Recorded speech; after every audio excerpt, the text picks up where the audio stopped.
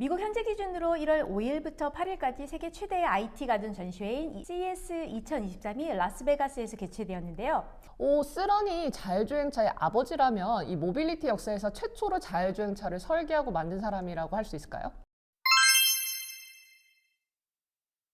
누구나 트렌드세터가 될 수 있다. 안녕하세요, 토크살롱 시청자 여러분. 저는 서울 스피커스 뷰로의 에린입니다. 오늘도 알렉스님과 함께 할게요. 안녕하세요. 네, 안녕하세요, 아이린. 저희가 스튜디오가 달라졌어요? 네, 맞습니다. 2023년은 여기 새로운 곳에서 한번 시작을 해볼까 해요. 네, 새로운 해, 새로운 마음으로 새로운 스튜디오에서 여러분과 만나 뵙게 되었습니다. 네, 오늘은 2023 CES에서 주목한 키워드를 중심으로 리뷰하면서 각 키워드에 걸맞는 서울 스피커스 뷰로의 연사들을 소개하도록 하겠습니다. 미국 현재 기준으로 1월 5일부터 8일까지 세계 최대의 IT 가전 전시회인 CES 2023이 라스베가스에서 개최되었는데요. Be in it, 빠져들어라 라는 주제로 행사를 기획했습니다. CES의 전시품을 보면 한 해의 산업 트렌드와 투자 포인트가 예측된다고 하죠. 올해 행사도 보면서 각 기업들이 집중적으로 개발하고 투자하고 있는 제품이 무엇이었는지, 또 가장 세계의 이목을 끈 분야는 무엇이었는지 한번 살펴보도록 하겠습니다. 2022 CES 키워드에 대한 평가를 지난 영상에서 한번 나눠봤는데 혹시라도 못 보신 분들은 여기 링크를 통해서 클릭해서 먼저 보고 오시면 좋을 것 같아요. 자, 그럼 지금부터 2023 CES에 대한 이야기를 한번 구체적으로 나눠보겠습니다. 자, 키워드 어떻게 뽑아주셨죠? 네, 올해의 키워드는 전 한 세 가지를 뽑아봤습니다. 모빌리티, 지속 가능성, 헬스케어, 이렇게 세 가지 부문으로 꼽아서 이야기할 수 있을 것 같아요. 2022년을 돌이켜보면 우리가 여기에 더해서 메타버스와 블록체인도 같이 이야기를 했거든요. 그럼 이 키워드는 더 이상 유효하지 않는 걸까요? 그런 건 아니고요. CES 2023 프로모션을 위한 설명회에서 키워드를 5개를 뽑았는데요. 웹 3.0과 메타버스, 디지털 헬스, 모빌리티, 지속 가능성, 인간 안보, 이렇게 5가지 분야를 선정을 했었습니다. 즉 메타버스도 블록체인도 앞으로 꾸준히 개발되고 성장해야 될 분야인 건 맞아요. CES 미디어 간담회에서 스티브 코닉 CTA 부사장도 올해 키워드로 웹 3.0과 메타버스를 함께 언급했습니다. 하지만 오늘은 메타버스를 제외하고 다른 키워드에 대해서 조금 더 주목을 해보도록 할게요. 우선 모빌리티에 대해서 한번 이야기를 해보겠습니다. 사실 CES는 가전 제품 쇼로 시작을 했어요. 그래서 더 크고 더 선명한 TV를 보여주는데 좀 더 집중을 했다면 이제는 CES가 모빌리티 쇼다라는 이야기도 있거든요. 그만큼 이 분야에 대한 혁신이 주를 이루고 있습니다.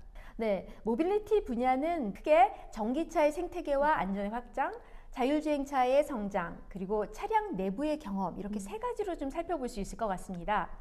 특히 올해 CES에서는 세 번째 분야인 차량 내부의 사용자 경험에 대해서 주목할 만한 콘텐츠가 많이 등장했습니다. 전통적인 자동차 회사가 아닌 구글, MS, 아마존에서도 모빌리티 산업을 앞다퉈 다루고 있고요.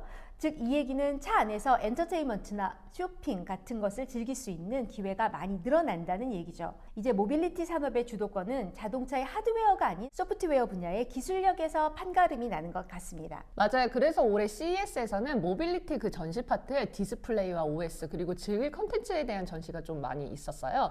작년에 이어 올해에도 게임 업체 소니가 전시에 참여를 했는데요. 혼다와 함께 미래형차 아필라를 공개했습니다.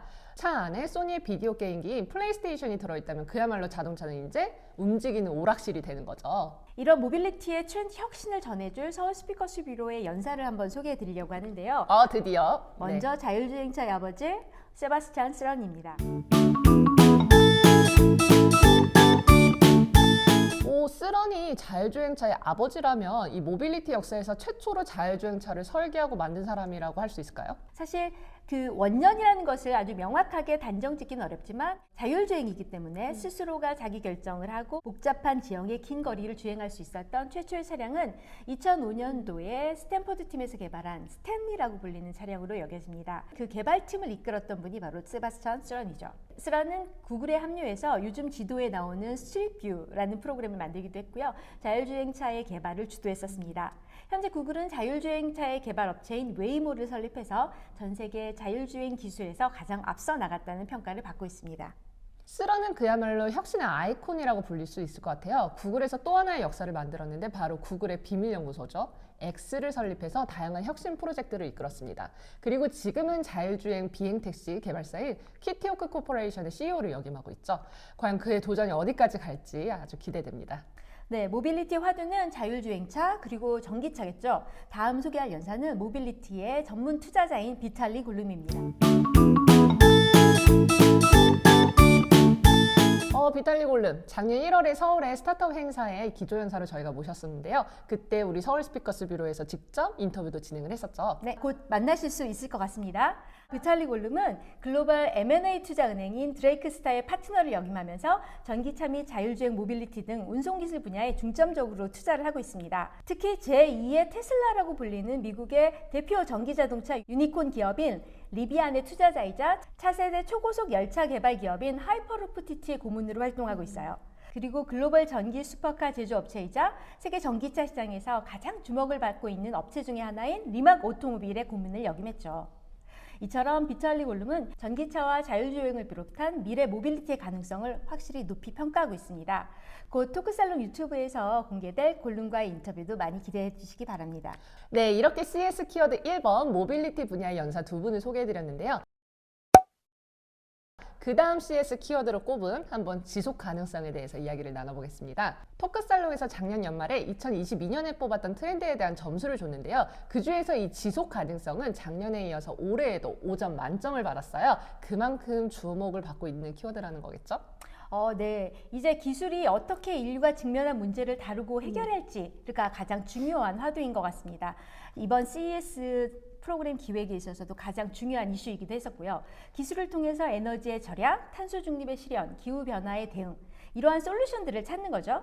이런 관점에서 보자면 작년에 이어 올해도 농업계의 테슬라, 소위 말해서 농슬라라고 얘기하고 있는 농기계 제조업체인 존디어의 CEO가 기조연설을 하기도 했고요. 존디어는 전시를 통해서 비료 사용의 60%까지 줄일 수 있는 로봇 비료 살포기도 공개했었죠. 네, 친환경, 지속 가능성에 대한 논의에서 사실 농업에 빠질 수는 없습니다. 이 기후변화에 크게 영향을 받는 분야이기도 하고요. 또 식량 생산을 주도하는 분야잖아요. 동시에 농업이 탄소 배출과 수질 오염을 유발하는 부분도 크다고 합니다. 그렇기 때문에 앞서 말씀하신 존디어처럼 농자재의 적정량 사용으로 고효율 농업을 지향하고 또 농업의 그런 환경적 접근을 극대화시키는 이 정밀 농업이라는 게 기후변화의 대응으로 지금 부상하고 있습니다. 네, 저희 서울 스피커스 뷰로에서도 정밀농업 분야에 선두적인 연사가 계시죠. 바로 마이크로소프트의 농산물 식품 부문의 최고 기술 책임자를 맡고 있는 랜비어 찬드라입니다.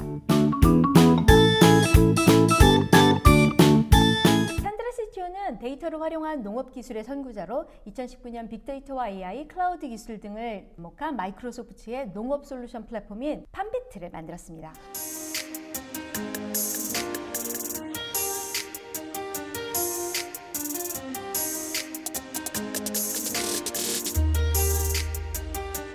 즉 팜비트를 통해서 농업 빅데이터를 수집하고 이를 기반으로 농장 전체에 똑같이 물을 주는 게 아니라 꼭 필요한 곳에만 적정하게 물과 비료를 정해주는 등 그런 적정 기술을 보여주는 아주 좋은 소프트웨어 프로그램이라고 할 수 있습니다.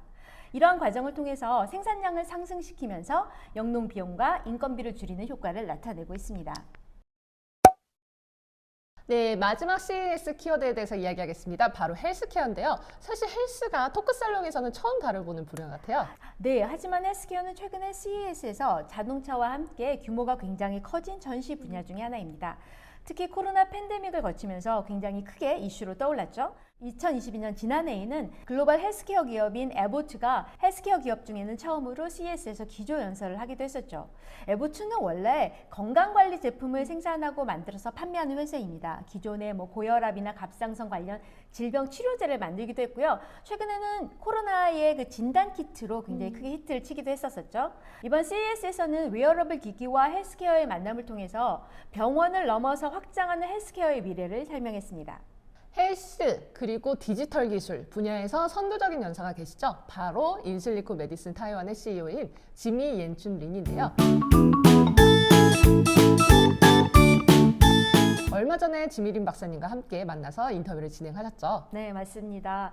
린 박사님이 끌고 있는 인실리코 메디슨은 하나부터 열까지 전 과정을 인공지능이 주도해서 임상 단계의 약물을 매우 정확하고 신속하게 개발하는 기업입니다. 인공지능 플랫폼인 파마 AI를 이번에 인실리코에서 출시를 했죠. 이를 활용하면 어떤 약물이 세포 치료에 사용할 수 있는지 신약 후보 물질을 파악하고 또 이에 따른 부작용까지도 예측을 했었습니다. 그래서 보통 신약을 개발하는데 사실 굉장히 천문학적인 비용과 그리고 시간이 소요되는데요. 이를 비약적으로 단축 극복시킬 수 있을 거라고 기대하고 있습니다. 네, 코로나를 겪으면서 사실 예상치 못한 이 전염병에 대응하기 위해서 신속하고 정확한 신약 개발이 얼마나 중요한지를 깨달았는데요. 인실리코 메디슨이 향후 제약 부문에서 혁신적인 전환점을 제시할 것으로 아주 기대가 됩니다. 네, 2023 CS를 둘러보면서 서울 스피커스 뷰로가 뽑은 올해의 3가지 키워드를 살펴보면서요. 각 분야의 대표 주자 연사들을 소개해드렸습니다. 물론 이외에도 주목할 만한 분야들이 다양하게 있지만 모빌리티, 지속가능성, 그리고 헬스케어 분야는 특히 기대가 되네요. 그럼 다음 시간에 또 다른 핫한 이슈로 우리 알렉스님과 함께 여러분을 찾아뵙도록 하겠습니다. 또 만나요. 안녕.